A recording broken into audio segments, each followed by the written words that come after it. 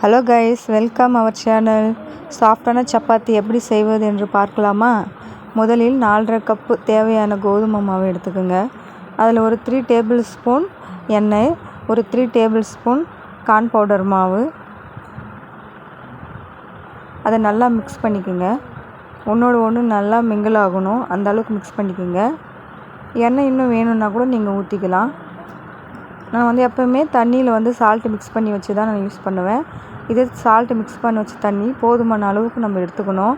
நம்ம மாவு பிசைய நம்மளுக்கு எவ்வளோ அளவுக்கு தண்ணீர் வேணுமோ அந்த அளவுக்கு நம்ம எடுத்துக்கலாம். நல்லா மாவு பிசைஞ்சாயிடுச்சு. இப்போ ஒரு 10 மினிட்ஸ் நல்லா இதை நம்ம ஊற விடணும். இப்போ 10 மினிட்ஸ் நல்லா ஊறிடுச்சு. மாவு எடுத்து பார்த்தோம்னா கையில் அது ஒட்டாமல் இருக்கணும். இந்த பதத்துக்கு எடுத்துக்கோங்க. நல்லா அதை உருண்டை பண்ணிவிட்டு நார்மல் மாவில் நல்லா வெட் பண்ணிவிட்டு அதை தேய்ச்சிட்டு, நான் எப்போவுமே லேயர் சப்பாத்தி தான் செய்வேன்.